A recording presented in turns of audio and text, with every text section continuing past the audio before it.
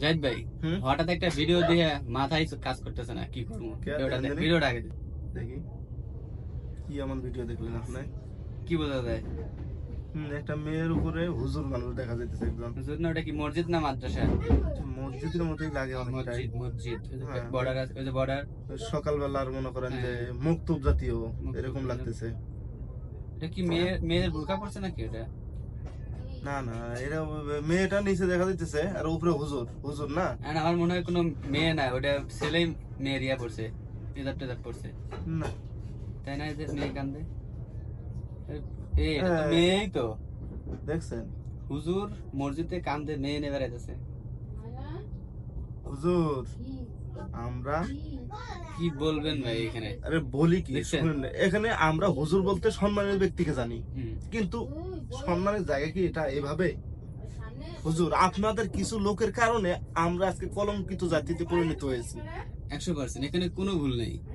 আরে কেন নয়, দেখেন যাদের কাছে আমরা ধর্ম শিখতে যাব, যাদের দেখে আমরা ধর্ম প্রচার হবে, প্রচার করবে যারা, তাদেরকে দেখিয়ে যদি আমাদের এরকম মনোভাব হয় যে এটা ঘৃণিত কাজ করতেছে সে। অবশ্যই এটা ঘৃণিত কাজ। কি মানে কত নিম্ন হলে সে মসজিদ বলেন মাদ্রাসা বলেন যেটাই বলেন, তাকে মেয়ে পাঠানো হয়েছে হাফেজা বানার জন্য। সে একবার মেয়ের কান ধরতেছে, মেয়ে একবার হ্যারে কান ধরতেছে। পুতুল খেলা শুরু হয়ে গেছে অনেক। কি হচ্ছে কি? এটা তো বাংলাদেশি নাকি? হ্যাঁ অবশ্যই বাংলাদেশ, চায়না থেকে লোক আসে এটা করবে।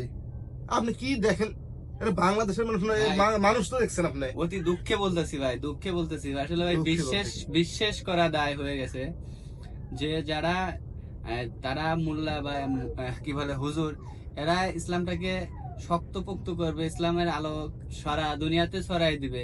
যাদের যেটা কাজ, যাদের যেটা কাজ, ইসলাম বলতে, হুজুর বলতে, মৌলানা বলতে আমরা গভীর অন্তরস্থল থেকে কিন্তু ভালোবাসা বুঝি, ভালো দিক বুঝি, যে জ্ঞানী লোক। জ্ঞানী লোক। কিন্তু তারা যদি এগুলো 2-4 জন হাতে করে 2-4 জন, সবাইকে তো দোষারোপ করা যাবে না।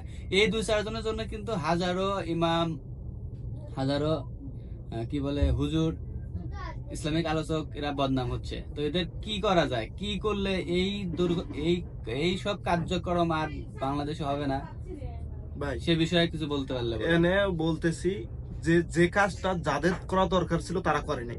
আমি এখনো একটা ভিডিও দেখিনি যে এই হুজুরের বিরুদ্ধে বা কেউ কিছু বলছে এটা খারাপ কাজ, এটা কেউ এখনো বলে নাই।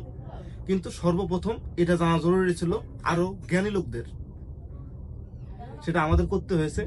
আর আপনাদের কি করণীয় উচিত বা কি করা দরকার সেটা আমাদের জানাবেন। মুখ খুললে সত্য বলুন, না হলে চুপ থাকুন। চাটাচাটের দিন শেষ। সীমাহীন মতামতের বাংলাদেশ। সবাইকে আল্লাহ হাফেজ।